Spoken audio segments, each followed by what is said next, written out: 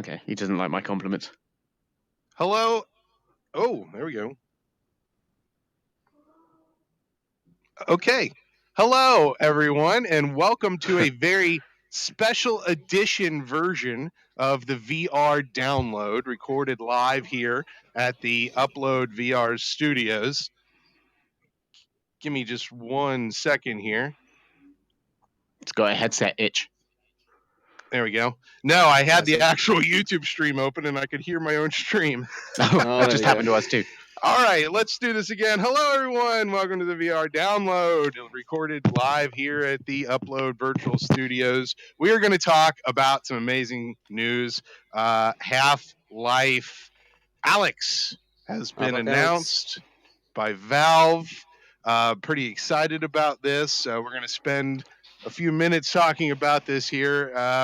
So basically what we know is that Valve has the Half-Life series. A new game is coming out. It's not Half-Life 3 though. It's actually going to be Half-Life. It takes place between Half-Life 1 and Half-Life 2. So it's Half-Life 1.5. It's 1.5 life. That's what this is. 1.5 life. That's what this is. Was that one of the zingers you said you had prepared for this? Yes. Okay, well, that's one. We're one down, everyone. That's one. So Valve has announced it, put out the trailer.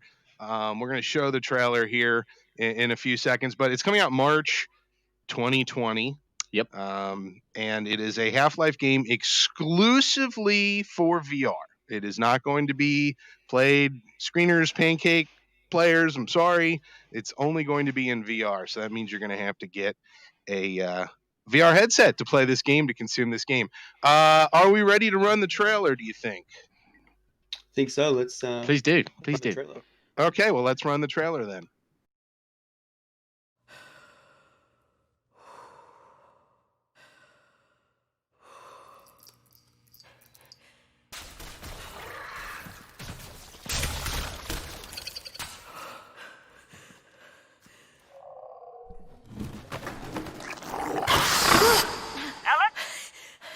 I'm here. So what's the plan? If we can get this weapon, what we're doing here could change things forever. There's no straight shot to the vault. I'm gonna head inside, find a way out. Got it. I'm with you every step of the way. You're gonna need a gun! Don't worry, it's unloaded. It's unloaded now!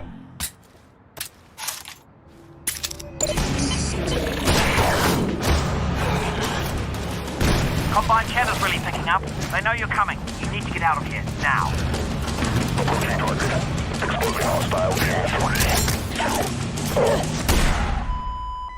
Oh, God. They've got Dad. They're gonna find out what he knows, and then they're gonna kill him. All this is my fault. I never told you. I couldn't. I'm so sorry, baby. You will not save him. Alyx Vance alone cannot prevent his fate. Close your eyes, honey!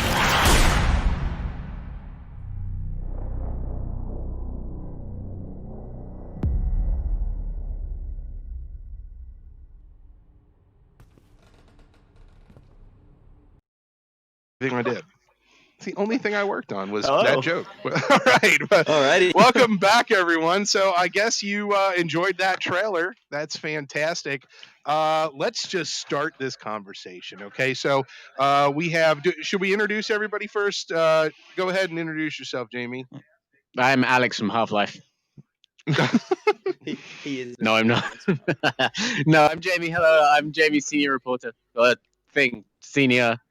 What's my job title? Senior editor, I think. Editor. That's the one where you're really important. I'm really important. Yeah. You can't remember? Is that one? Senior moment editor. Okay. Yes. Harry, introduce yourself, sir. Hello, everyone. I'm Harry. I'm a news writer for Upload VR. Recently started here in Australia, and over to Ian Hamilton, a managing editor.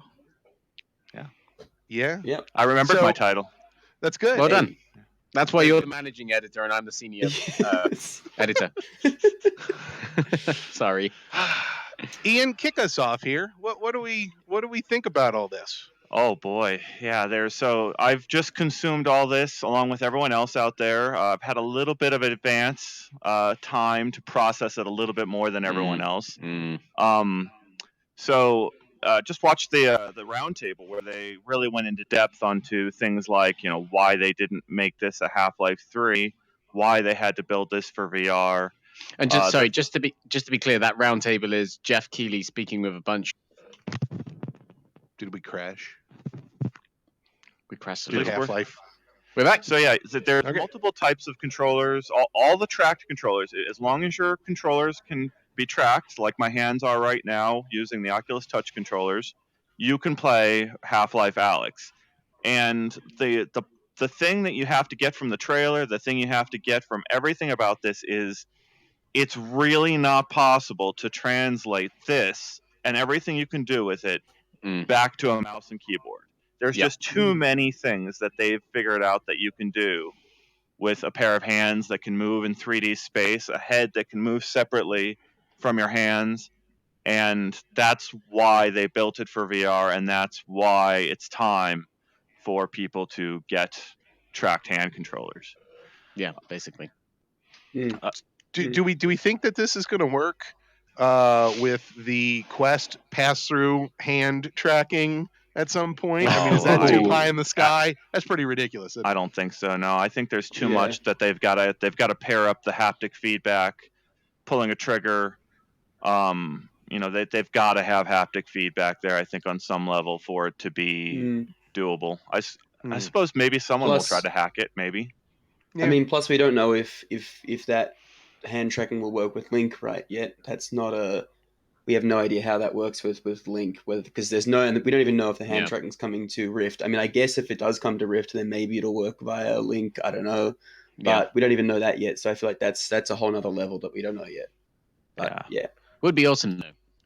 Would be very cool. I want to point people to Boneworks, right? I think Boneworks is probably the only thing that you can get your hands on prior to Alyx actually releasing to get some of the true immersion and physical realism that you can get out of tracked hand controllers, because it seems like there's very similar design ideas there of unlocking all the things, making everything around you interactable and letting you push it and mess with it and do everything you want with it. And Boneworks looks like it's going to be the closest thing you can get your hands on prior to Alyx. So it's interesting in that point, right? If you look at the trailers that we've seen for Boneworks, and there are many trailers now, lots and lots of footage out there for that game, that is very much a physics sandbox, right? The entire point of that game is like a lot of the trailers have you open a chest and there's 1,000 different types of weapons you could pick up and you handle realistically, and you learn the ins and outs of them. And then you go off and you kill enemies how you want to kill them, you traverse levels how you want to traverse them. You have fun inside that world, that sandbox that they built for you, right? To me, looking at the trailer for this game, what they've done is then taken the physics that you see in Boneworks and then given all of it context in terms of this universe that so many people love, and these mechanics that are kind of, let's say, intrinsic or native to the themes of Half-Life, right? Like, so we saw stuff like Alyx was rummaging around a desk and just pushing items out of the way with granted it's a trailer and we haven't been hands-on ourselves to see how accurate all of this will be, but like the level of detail there and the accuracy when she's pushing stuff around is absolutely incredible. I haven't seen anything like that in a VR game before.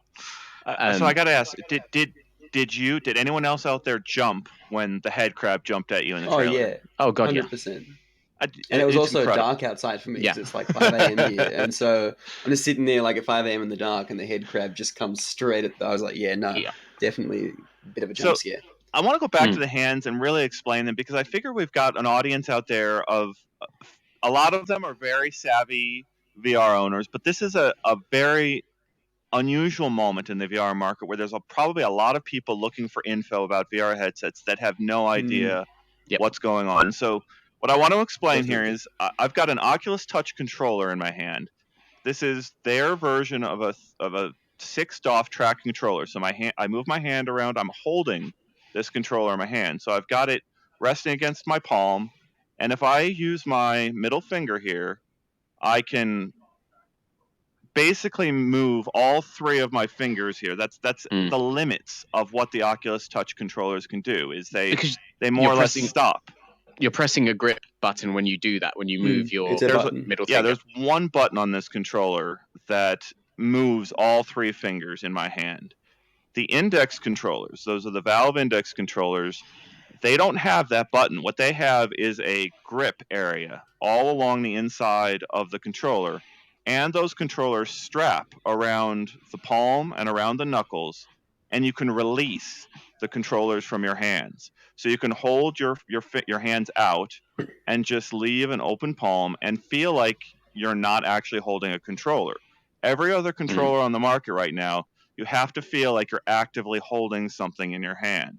Yeah. And there is a big difference there that if you're going to want to go into Half-Life Alyx for 2-3 hours at a time, you're going to get tired of holding these things in your hand.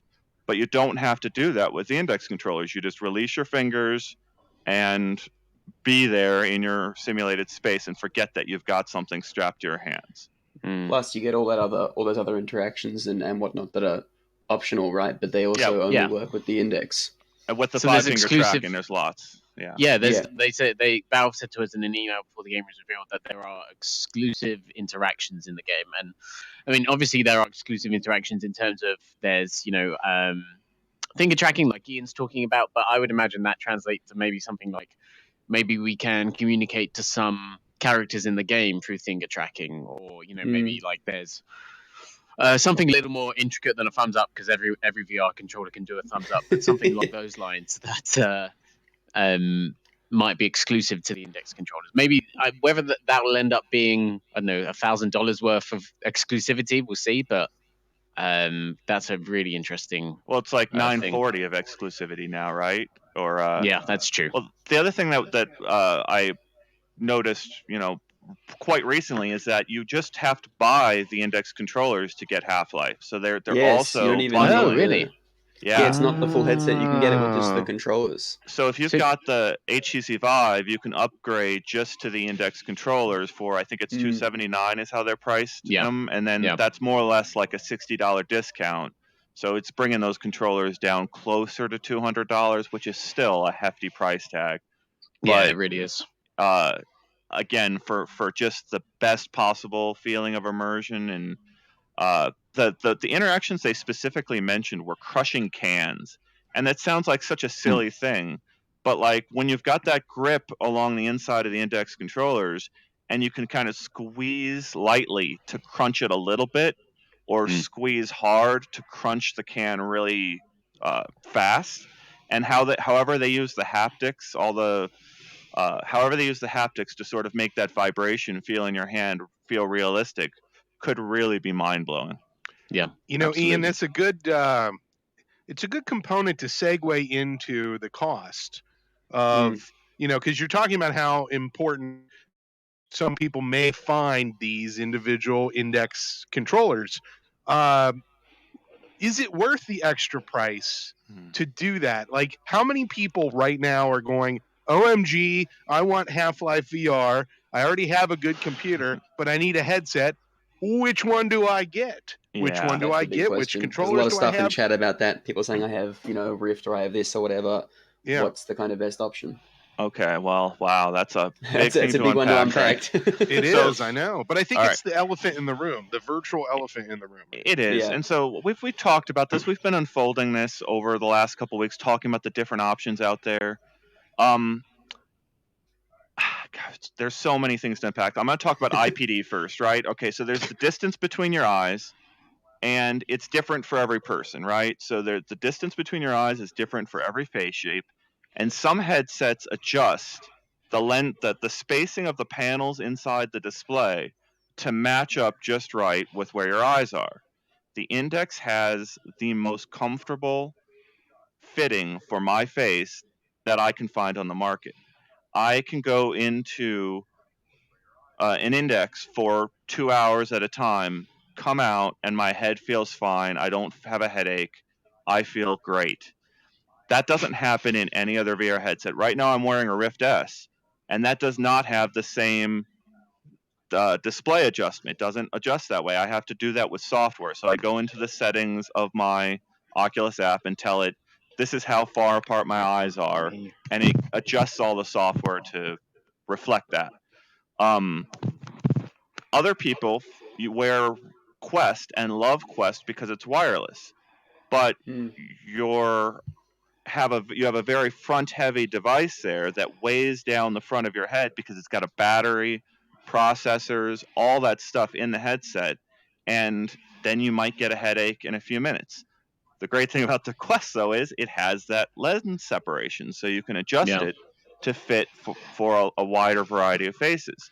So there's 3 or 4 different things that I just went into there really quickly that can dramatically change how comfortable this is for whatever length of time. You know, for my money, I'm going to go with saying Quest is a great first timers VR headset, and Index is a great headset for people that really want the best possible experience they can have. Someone interestingly just brought up in comments, they're saying, people talking about whether the Rift S will be, a good option. And someone's brought up that you could use the savings of buying a Rift S and the extra savings you have left over of not buying an Index to buy a better GPU and therefore get better performance in game, which I guess is something else you have to consider depending on what computer you have, obviously, and what specs you have. Yeah, there's a lot of ways to split the cost, right? I was saying on Twitter earlier today, like, why don't you buy a Quest now, enjoy all-in-one VR for the next 6 months, and then when Half-Life comes out, get the PC you need to play it, Use Link. Then you split it in 2 ways, which is obviously still a very expensive proposition, but at least that way you're splitting the costs a little. But yeah.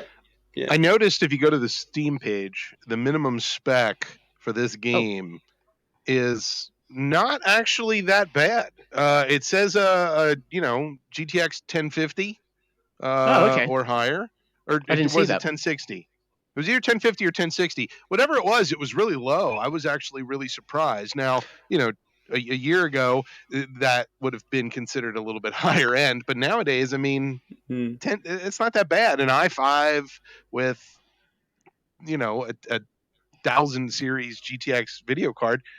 What do we think is actually going to be? Do you think that minimum spec is going to give us, Minecraft level graphics, and then if you have like a 2080 Ti, it's going to be Half-Life Minecraft? Pretty sure that exists somewhere. Half-Life Minecraft? Oh no! Yeah, I'm pretty sure someone's made a mod. If there's a Minecraft mod for everything. But no, sorry, go on.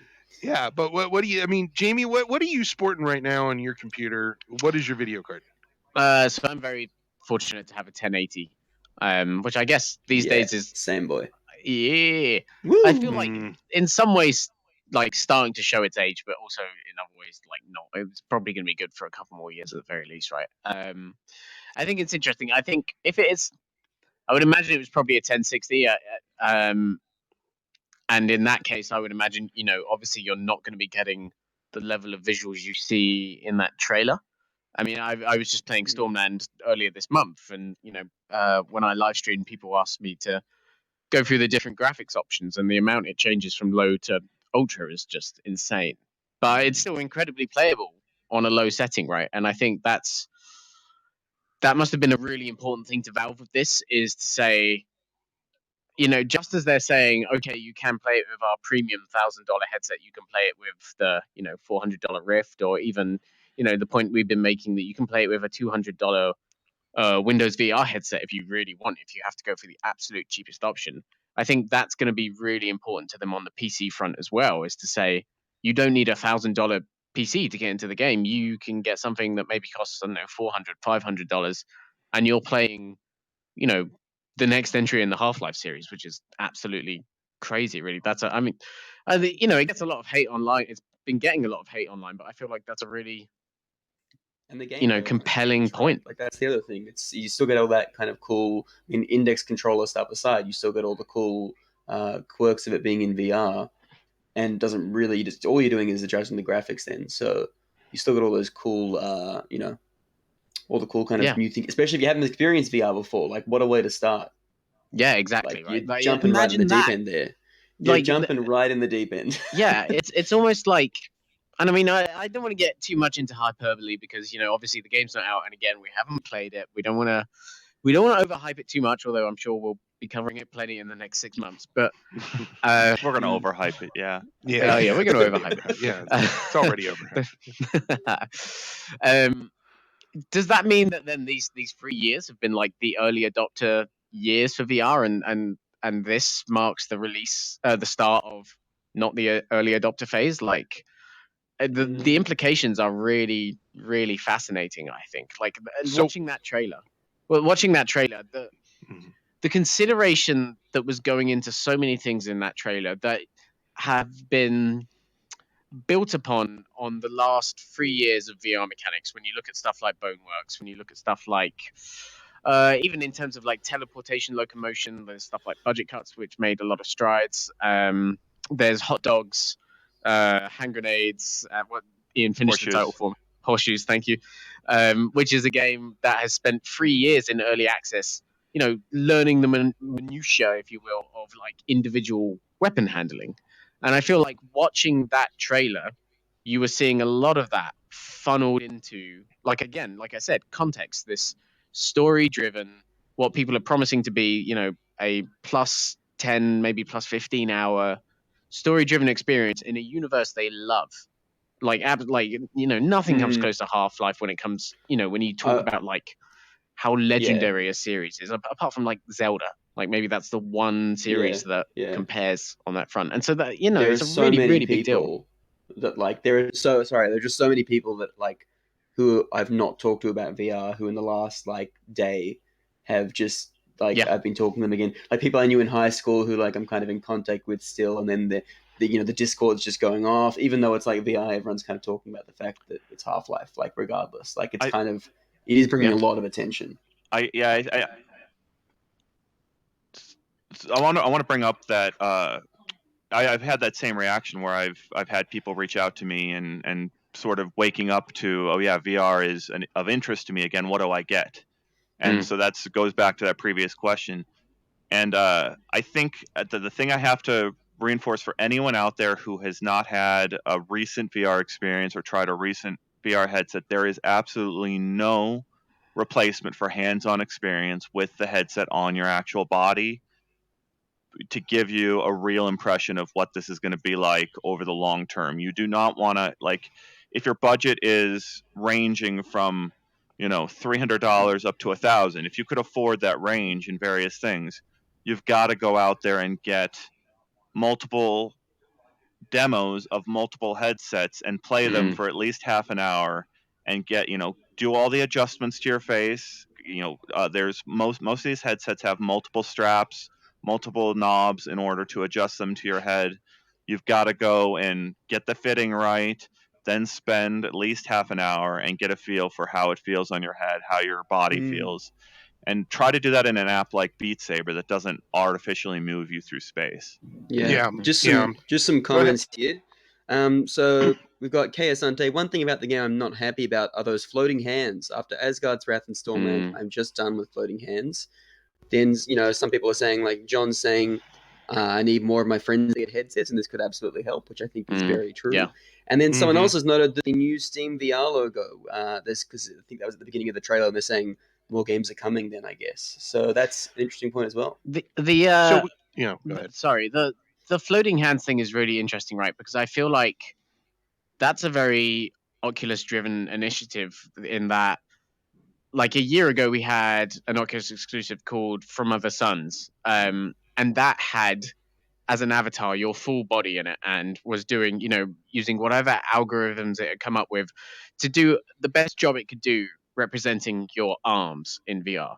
And it was a little janky, but Asgard's Wrath and Stormland have had another year on top of that. And I only have to assume between Oculus Studios, there is some sort of sharing of that kind of code or whatever. I might be entirely wrong, but based on the strength of what I see, I would assume that's the case. They have incredible body and arm tracking, and you have to wonder if it's a case of Oculus has access to that technology and it's researched and refined that itself, and Valve doesn't get to play ball with that, maybe, or maybe maybe Valve does have. Please. Well, yeah, let's talk about the difference in approaches technologically speaking, right? So, Valve's Steam VR tracking technology uses base stations that you place on your walls or mount to the top of a bookcase or something. And what those are spinning lasers, and the headset and the system tracks the timing of the lasers to figure out where your body is in space.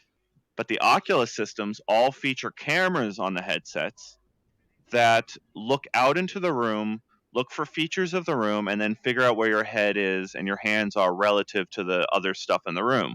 Well, at Oculus Connect 6, Facebook showed that they could actually track your hands using those cameras, not just the controllers. And there's potentially a lot more that they could do using those cameras to find the rest of your body, or to find, That's where really your cool. couch is. They could tell you where your couch is, and you go sit down on your couch really easily without having to take the headset off. Keep in mind, though, Ian, that their solution to not being able to see your hands is to just make them disappear. And they just go, okay, no more hands, and then they come back when it with the hand tracking. realigns. Yeah. So if you're attached, if you have an arm that goes down to your body and all the way down, what disappears? Will it just be like severed arms with no hands on it, or does the whole body disappear? It's a so great there's some point. challenges there Getting it from wrong, a development standpoint. Yeah, if you get it wrong, it can feel really gross, and your body feels weird if it goes too wrong. Like, that's one of the problems with the Void, right? The Void uses, if you go to a Void where you can see Star Wars or what is it, Ghostbusters or Wreck-It Ralph, is there one? Jumanji. Jumanji, yeah. They have overhead cameras that track where you're moving, and they've got some advanced stuff there. But like, that's the thing people notice is you've got 4 people in a very small space, and they can block each other, and they can block their views of the cameras. And the moment your arm, flies this way, when you didn't actually do that, you go, what? That's Super not right. strange. Yeah, I've had that with other location-based stuff. It's funny. There's a lot of the comments are completely mixed. Some people are really don't mind the floating hands. Some people are like, I don't mind them, but I do think that you get more immersion when you actually feel like you have a body. Some people are saying I don't mind it because then, it gets in the way when you crouch down and whatever. If you have a full body, because then you've got to calculate, obviously the body moving when you move. The IK, the inverse vertically. kinematics. It's if you have bad inverse kinematics. I mean, I have seen it where like elbows, or I mean, you can't see my elbows, but I'm flipping my elbows up in the air like I'm a duck trying to fly away. You just get weird motion. There's just no perfect solution. There's so to many it more unless full body variables tracking. as soon as So that like bleeds into this interesting point also of like, what other middle grounds is Valve reaching in this game? And that's a very interesting point, because when Valve started out in VR, they were the pioneers of room scale technology, of VR technology, where you put on the headset and you can walk around an entire room because those base stations track, a pretty wide area. So if you have the space in your house, or if you're at an event or something like that, you have a pretty decent space to physically walk around in VR. And for a long time at Valve, that was kind of like a mantra, if you will. Like, that was the way Valve, so Valve's own games and Valve's, let's say, mentored games, things like, I don't know, to some degree, like Job Simulator, were really going about development, right? They were focusing on that square you moved around with. And I think for the longest time, based on what I've heard, that there was this belief that whatever Valve released next would be a teleport only room scale game. And so it's really interesting to see that in this, really great new website that they've put up today, they confirm that you can move smooth locomotion in VR, which is not something I don't think we've seen that in a Valve VR app yet. That's very significant. And it's also not just room scale, it supports standing and sitting too. So there's there's also a lot of Valve, kind of coming to terms with the demands of current VR players here, which is really interesting to see, I think. What was the other? There was says teleport, right? And then there's smooth, and then wasn't there a third as well? Yeah, which I didn't fully understand. They call it shift. I think of it as dash, but it's you still point to where you would go, like with teleport, but instead of like the screen then fading to black and you appearing where you'll be next, moves. it kind of like dashes there, like the screen just right. goes. like yeah, that. Yeah, gotcha. And Yeah, so I think between- some people see that as a nice kind of midway. You don't lose sight of the world. Yeah. You have context of how you got there. I don't know how will people be playing this game. I'm going to be playing with smooth locomotion, I'd imagine. What about you guys? Teleport. I'm going to be thumbsticking it. I mean, that's what I'm going to Okay. be doing. You say teleport. Oh yeah. You Really? can't use smooth at all, really? Oh no. I would make myself sick really fast. The thing that gets Okay. so those sticks, when you use them, right, like as long as you're going back and forward, I'm okay. But the moment I start using the other way to sort of artificially rotate, a lot of the VR games out there have what do they call it? Where you only move Snap in turn. like 15 degrees. Yeah, Snap. so you only move in very quickly. Set You just press a angles. button and you go 15 degrees to the left or to the right. That helps a little bit, but the moment that you turn snap turning off and you just smoothly turn is I'll be out of VR in 5 minutes. And I think there's a lot of people out there that like you've gotten sick in VR before and you've been turned off by it for a couple of years.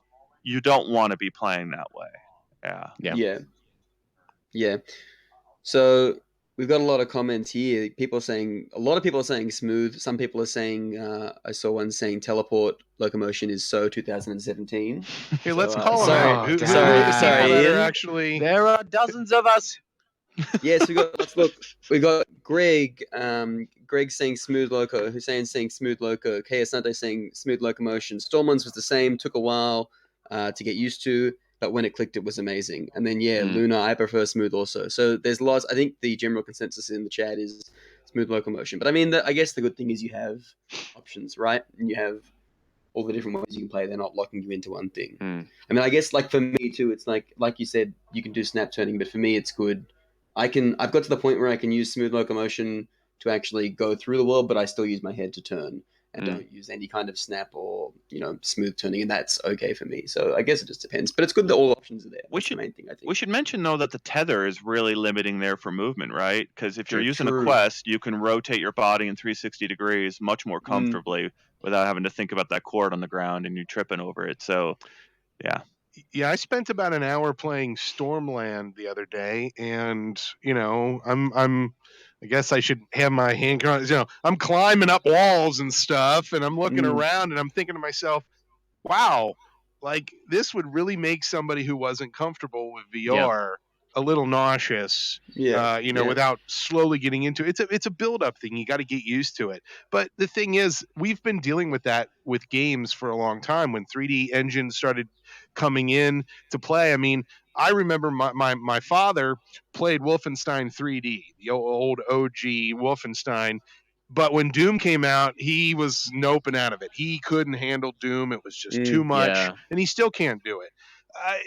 I had no problem with it, and I've moved on through games. There's going to be people who need to either build up their VR legs or they're going to need to just accept that using things like Snap and Teleport and stuff is the solution. If you play a game like Halo on too big a screen too close, there are plenty of people that can get sick from that. It's true. Very true. They just don't play the game anymore. They're turned away. And so it's really unfortunate if that's what VR does. It's Just I think quickly, oh no, go for it. Another question I think is a good one that I want to point out before it scrolls away. So it's from Kay Asante, and that's probably one that you want to answer, Jamie. They said, so I have a different question. I only started Half-Life with 2. Is it now worth playing Half-Life 1 in 2019? I saw the Quest mod for it, but I'm not sure it's worth it, which I think is a relevant question. Given I think you should absolutely play Half-Life 1 however you can play it. It is a game that still holds up incredibly well. It changed the video game industry in 1998. It changed first-person shooters in an incredible way, and in some ways, Half-Life 2 is very much an expansion of that, an evolution of the things that it laid down. And in some ways, the video game industry hasn't moved incredibly far from what Half-Life 1 did, and it's still incredibly smooth to play, incredibly organic to get through as an experience. And yeah, absolutely, if you have a Quest, someone did a great job porting the game into Quest. I think we have a couple of articles about that on the website. So, if it's not the native way to play it, but if you want to try it in Quest and try and play through Half-Life in VR, you can do that. So I absolutely think, and also it's, that, like whenever a sale comes around, you can get Half-Life for pennies Yeah, these it's days. so cheap. It's I absolutely went to worth it. look at it on the Steam store, and I think Half-Life 2 was, I think it was like something like 15 Australian dollars, and I was like, I have seen that thing for about 70 cents on a Christmas. Yeah. It's like, I mean, it goes should be, right? insanely cheap. Yeah, it goes very cheap. The other thing I wanted to say too, while we're on the point, is like, because you were saying before with this could be a big moment for, I guess, VR, right? Like, as in the first 3 years were kind of early adopters. Now, I kind of have some contextual knowledge about this, but am I right in assuming that with the other Half-Life games as well, it was similar in that they mark big points, right, for technological advancements or for PC gaming or FPS. It's like, it's kind of been a pattern, right? Whereas now it's funny, after all this time, we've got this next game, and it's kind of might mark a new, forefront for VR in a similar way that it marked new forefronts in the past, right? Yeah. The guys at Eurogame had a really good article the other day that said the headline was simply just, a new Half-Life would have to be VR, right? Because Half-Life, in some ways, represents design and technological shifts in the gaming platform. And, arguably, again, like I was saying, like, since Half-Life 2, there hasn't really been one of those. And even Half-Life 2, like I said, was kind of an expansion on what the groundwork that Half-Life 1 had already laid. And, and then it's a case of diminishing returns. Both Half-Life Episode 1 and Half-Life Episode 2 are really great games, but they're not that kind of, like, clear, precise, defining moment for the gaming industry that Half-Life 2 and Half-Life 1 were. And, so I do think, a 12-year wait and then coming back to it in VR, it makes a lot of sense to me. At the end of the day, like, they could have gone on and made Half-Life 3 in the 12-year gap that it's been, absolutely. But aside from some shiny new graphics, which Half-Life 2, sure, looks dated, but it's still not a bad looking game even by today's standards. I feel like, it kind of had to be VR. I feel like it had to be VR. I feel like I should bring up that there's kind of like a schedule, or there's a rhythm to the way the technology industry rolls out and changes over time. So next year, at the end of next year, we're beginning the next phase of consoles, right? We've got the PS5 coming out, and that kind of kicks off the next phase of consoles. And one of our questions, our ongoing questions for Valve, is whether we might ever see Alyx run on a console system.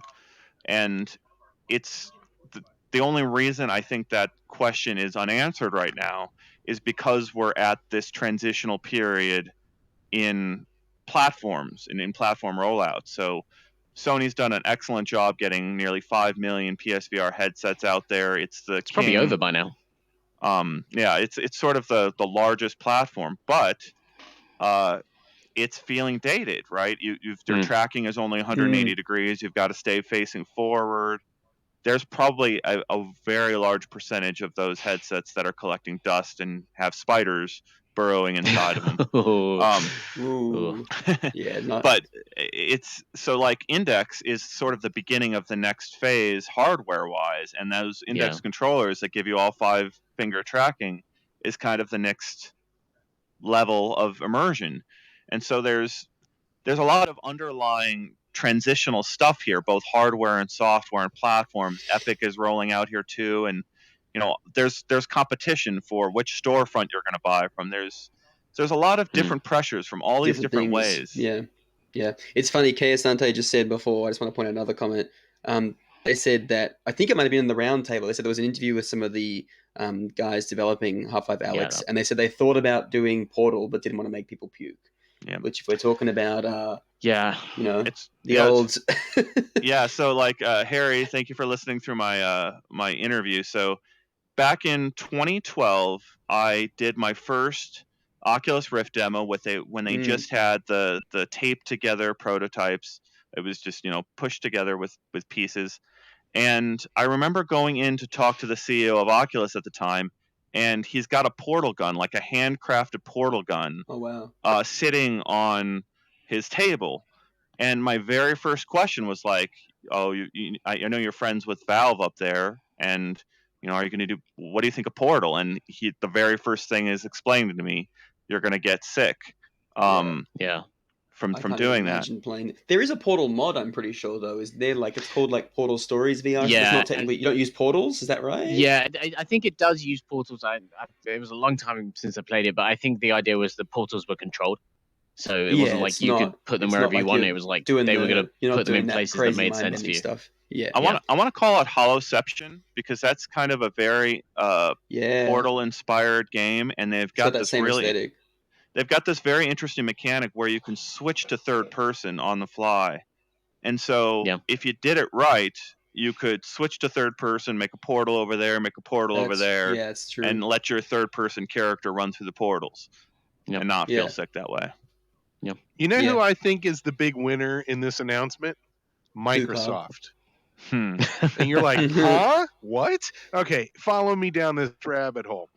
Microsoft has a load of low-end headsets sitting around in warehouses going on clearance. They don't know what to do with them. They've got this big, but if I was Microsoft, I would be advertising the heck. Come buy these Windows, these WMR headsets. Buy them, plug them into your pre-existing computers. Do you want to play Half-Life? Well, we have a headset for you. Here is your we can entry just level. about help you get there. You can just well, they stopped selling a lot of those. It will work. Right? So, I mean, you can't get a lot of them on the Microsoft Store these days. I think, they're a dying breed. So I know what you mean. As a clearance thing, like a fire sale, if you will. Yeah. Fire sale it. Yeah. Yeah. Black Friday.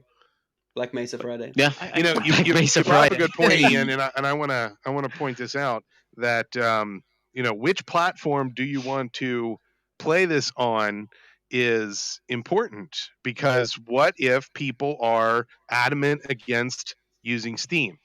Do they have the ability to play the game without having Steam?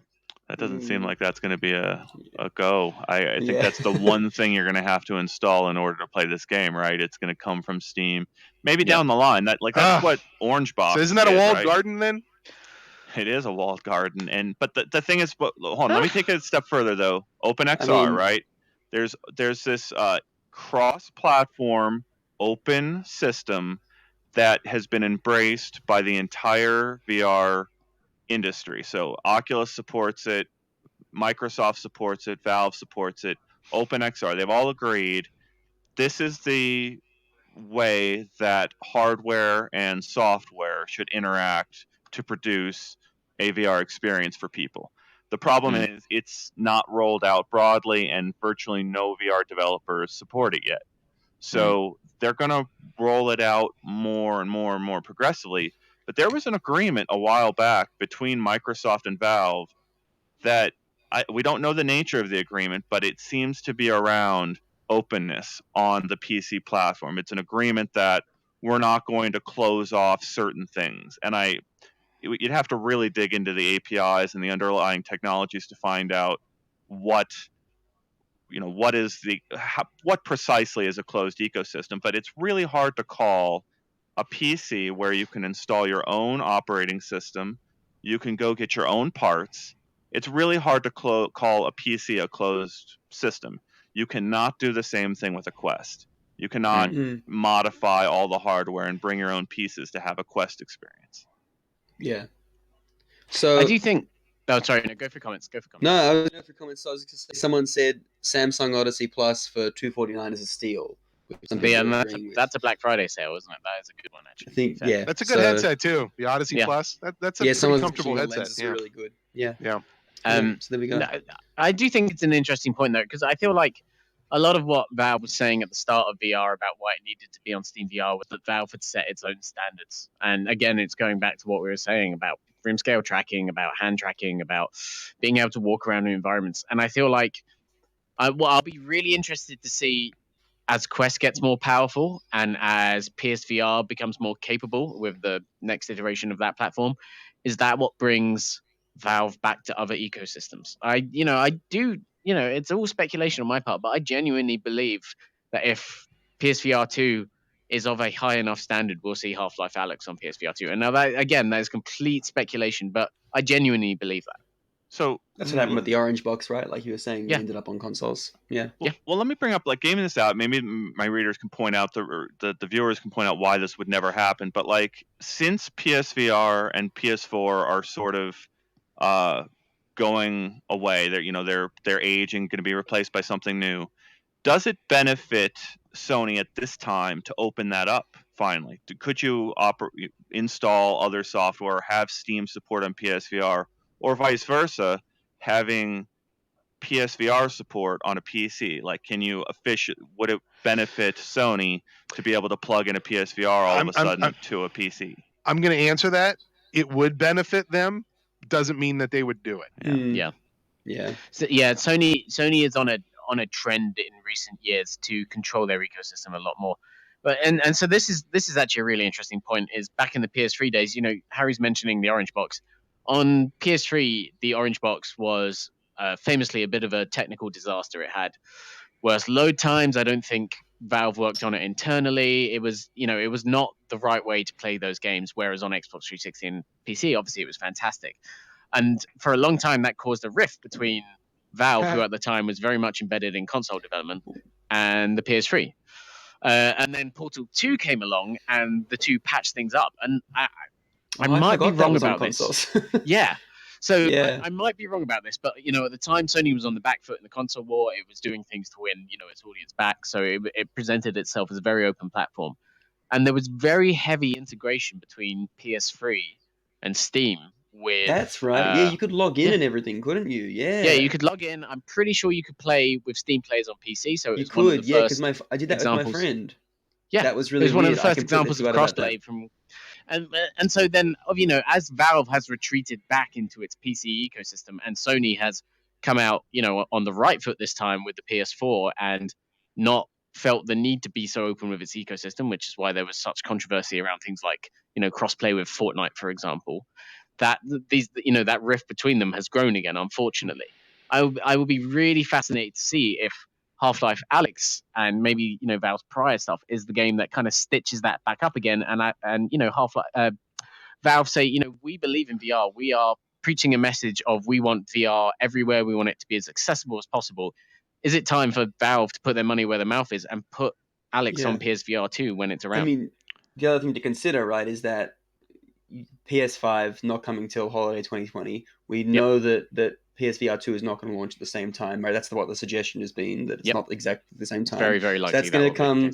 Yeah, so it's going to come after that again. So then that's quite a distance of time between when it arrives on Steam and if we're saying it's going to come on PSVR 2, let's assume it's not going to come on PSVR. Then you've still got, by that point, it could be another a year or more, probably a year and a half until PSVR 2 between the release of Alyx. So that's a reasonable amount of time, at which point Valve could be like, well, we've had our exclusive period. I want to mention the acquisition of all those studios that have been focused on VR design. So Insomniac is now a PlayStation Sony owned studio, and they made some of the best games for the Oculus Rift platform. And so there's like an acquisition of talent, and all future content from those people can be made for one specific platform first. And then Microsoft is also employing this strategy where they're acquiring a lot of talent. What was I can't think of all those studios that they acquired at the moment. In Exile, and there was another one. Ninja Theory. Ninja Theory, obviously released Hellblade in VR like a couple of months after they were bought by Microsoft, actually. And then I want to also mention just there's a lot of pressure on Facebook right now to anti-competitive stuff. There's a lot, they're dealing with politicians telling them that they're a monopoly and should be broken up, and I think it has an effect on whether a company like that wants to make more acquisitions. And Apple has that same, and Google have those same kind of criticisms. And so there's a drive internally to kind of build these things up rather than acquire, even though they may also need to acquire things. Yeah, absolutely. So I want to bring up an interesting topic.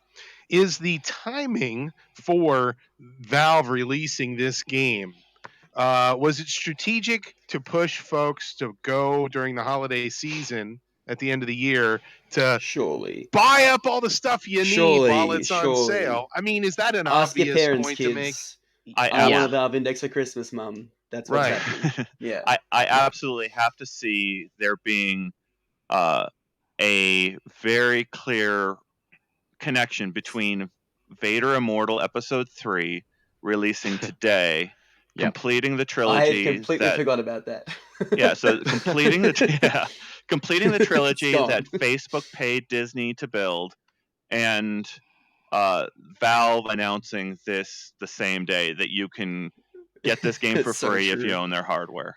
And I completely forgot about Vader Immortal, so it definitely works. Yeah, I'm not did gonna lie. everybody know that this announcement was happening, and that's why other people were announcing stuff today? I mean, we have It an has kind of been the Unreal week announcement as well. Yeah, Is it's that- been the week of one-upping, right? Because it started has with been. Link, and then it was like, as soon as Link was out, it was like, we're announcing Half-Life on Thursday. So then it was like, yeah, and then obviously there's the Vader Immortal thing, and now they've one-upped that. It's been the week of one-upping, that's for sure. I should mention, bring up the thing that happened back earlier in the year when Valve announced this, right? So I love this story because it's just it tells you how much these companies are competing with each other.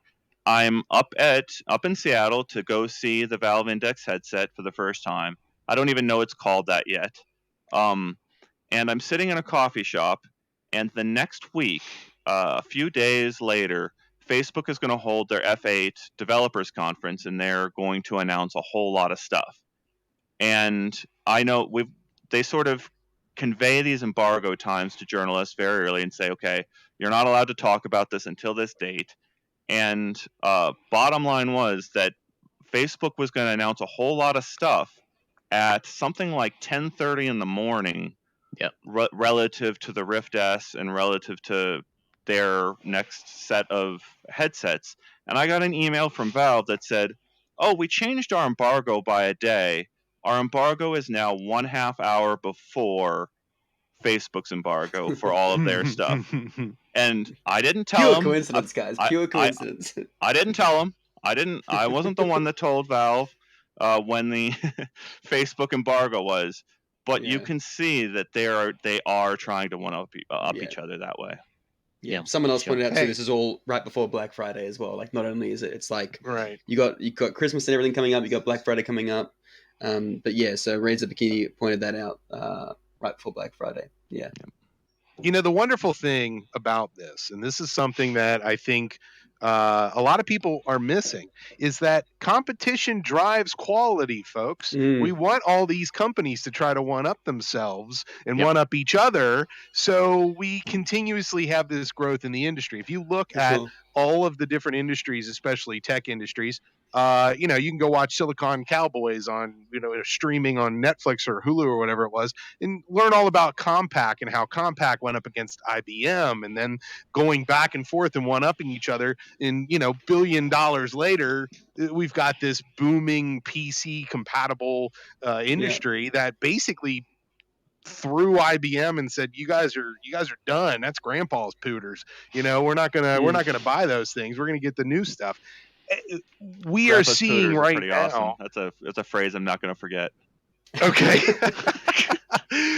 We're seeing this evolve now, where Valve and Facebook and Microsoft and who knows what other contenders might enter the ring.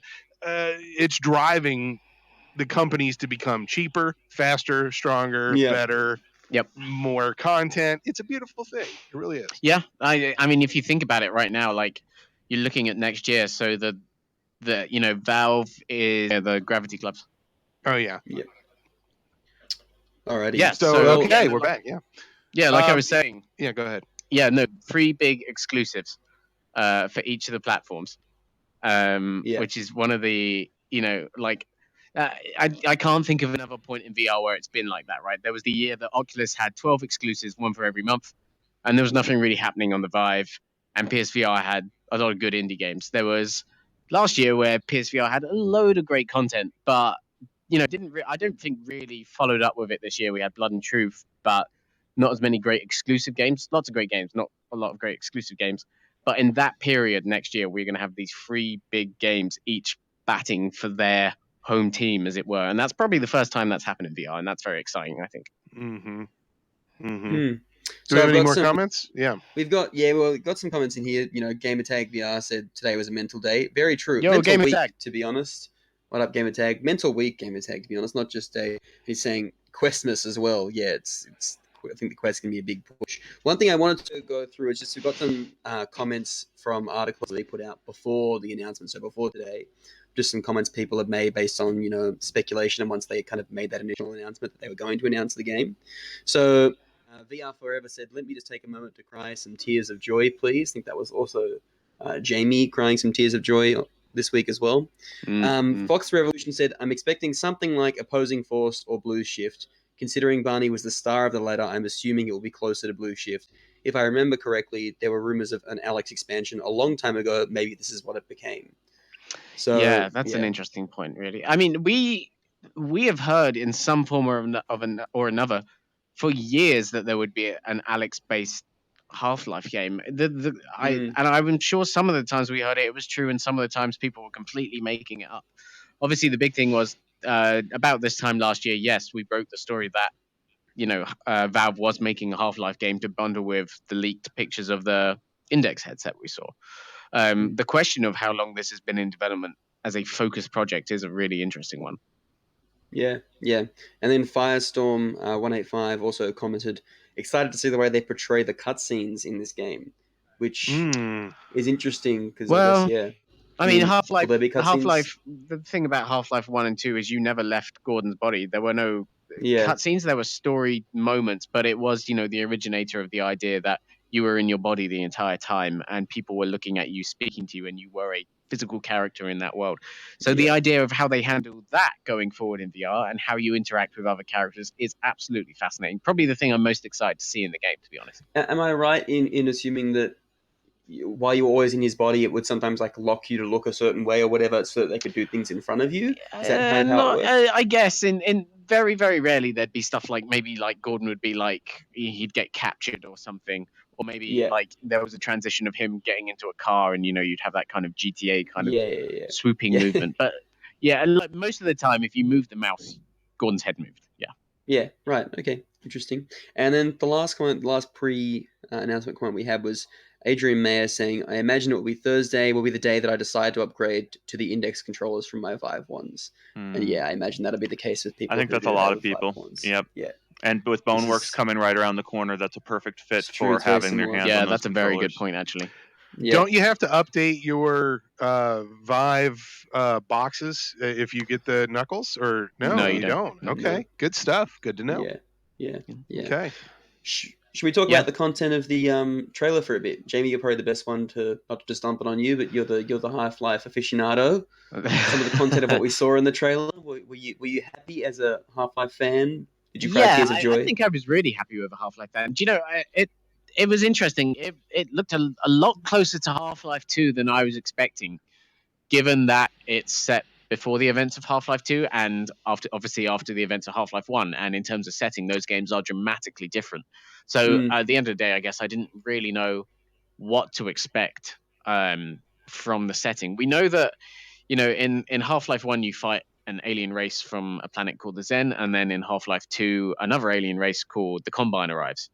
And, they kind of take over the world in a very, totalitarian, authoritarian way, and, people are enslaved, and it's a very miserable life for people. And Gordon Freeman, at the end of Half-Life 1, disappears for, I think it's a 20-year gap between the two games. And then comes back at the start of Half-Life 2, and there's a resistance set up against the Combine, and they're all enormously relieved to see Gordon because he's this big legendary figure. So this game is going to be set in that gap where Gordon Freeman is missing. And you'll be playing as Alyx, who is a companion to Gordon in Half-Life 2, spends much of the game with Gordon. I wrote an article earlier this week that was kind of giving a background to the character and why she was such a groundbreaking NPC for the time. She was very emotive in ways that we hadn't really seen in games before. She was helpful in combat in ways we hadn't really seen in the game before. She was just a generally really great presence to have, which was not something you were incredibly used to having with NPCs in gaming for the time, right? So now the idea of going back into Alyx's shoes without Gordon, I really wonder what that's going to do for the tone of Half-Life. I think from that trailer we saw a very kind of survival-based tone, scavenging for supplies as she pushed the items on the desk around. It was a really interesting point in the trailer where she places her hand into what seems to be like a healing station, right? And then she's using the other free hand to shoot zombies, which or head crabs, which is really that's really something that is again like that VR first gameplay, but it also goes back to this idea of is this game going to be a game where maybe Alyx doesn't have loads of ammunition, because in Half-Life you're not really ever strapped for ammo.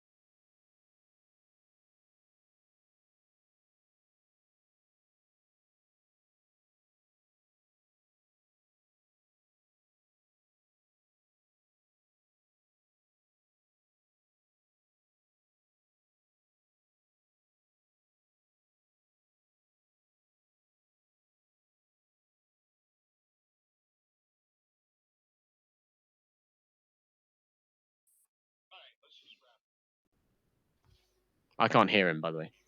You're live. All right. We're red, so I think we're online. Hello. Anyway, so yeah, as I was just saying, yeah, it's an incredibly bleak time in the Half-Life universe. Gordon's not around to save the day. Alyx and her father are going to be establishing this resistance to the Combine, and we know, based on the other two games, they have a long way to go before they see any kind of success with that movement. And also, like one of the really interesting things is the last Half-Life game 12 years ago ended on a really tragic and really bleak point, which obviously we won't see explored in this game because it's going to be a prequel to that.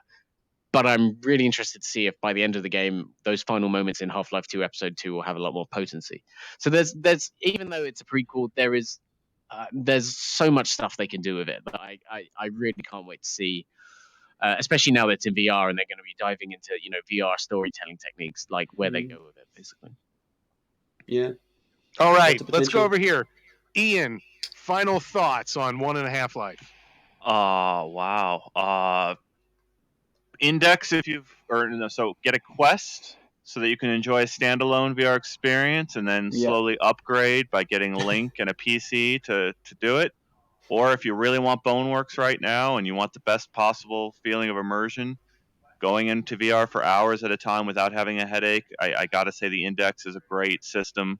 It's just very expensive, and it's really hard to say that $600 gap between those two devices is worth it for it's going to be different for every single person whether that gap is worth it. And I think there's a lot of people out there it is definitely worth it, but there's definitely a lot of people out there that need the Windows mixed reality system because they don't have the dollars to get into VR, just like everyone else.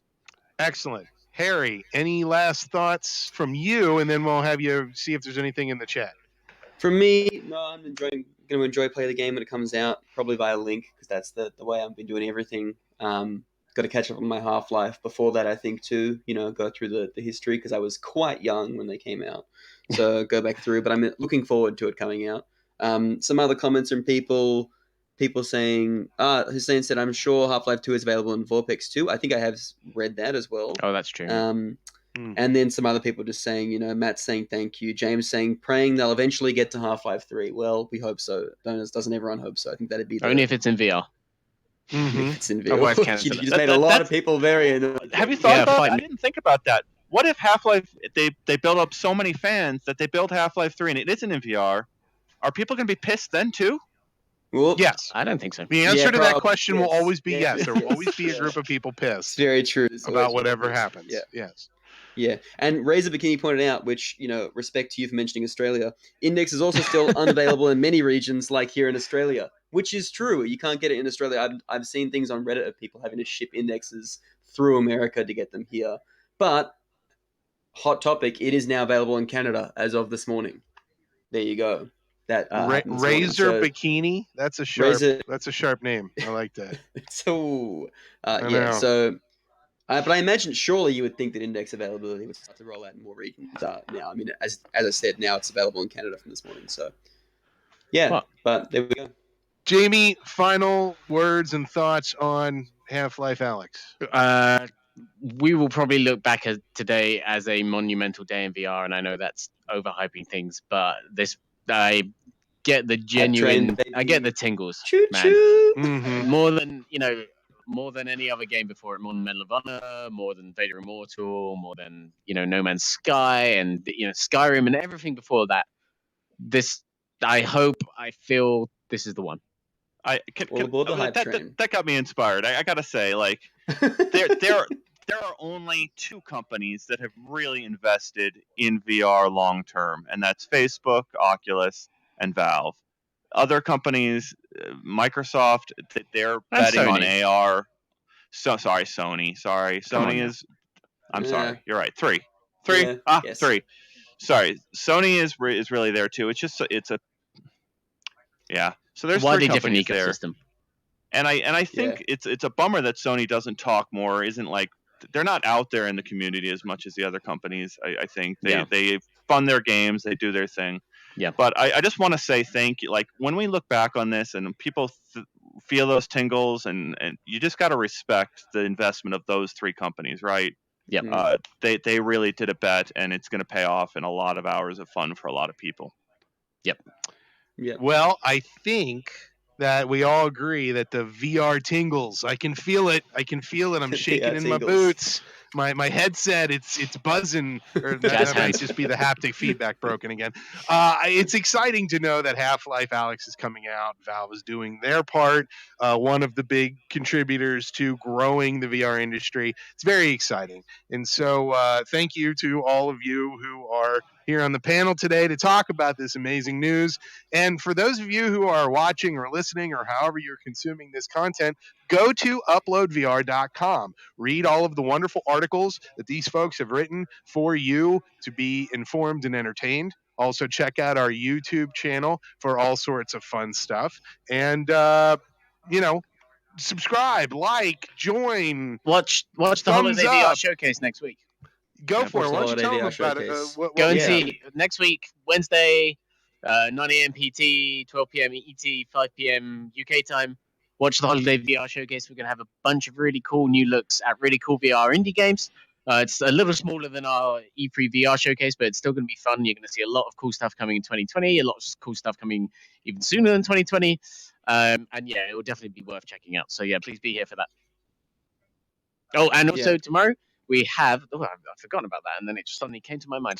We have Culture Show, the second episode of our VR Culture Show, which is our new kind of monthly, semi-regular show where we go through some of the best non-gaming experiences in VR. We've got a really great show lined up for you this time. We're going to be looking at like a virtual haptic flight machine that I went to see in London. We're going to go look at a bunch of really cool experimental things that are looking for investment, and we're going to look at a pair of hand tracking gloves. So definitely tune into that. There's going to be a lot of cool stuff in that. All right. Fantastic. I think that'll do it for this episode, this special 1.5 Life episode. Thank you to everybody who watched and listened, and we will see you in the future. Farewell.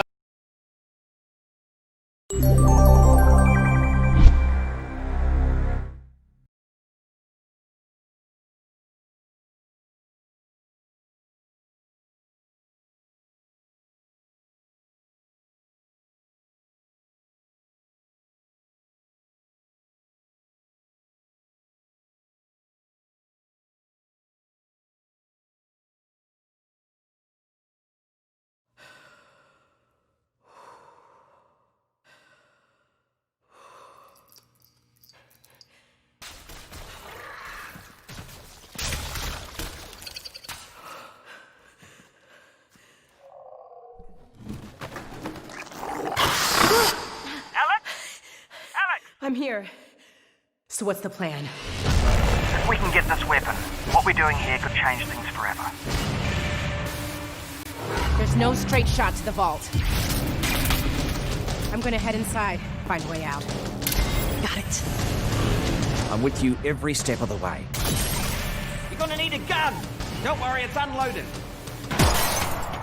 It's unloaded now!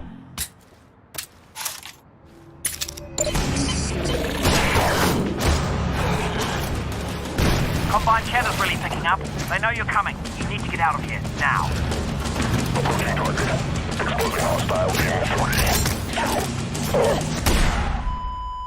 Oh, God. They've got Dad. They're gonna find out what he knows, and then they're gonna kill him. All this is my fault. I never told you. I couldn't. I'm so sorry, baby. You will not save him. Alyx Vance alone cannot prevent his fate. Close your eyes, honey!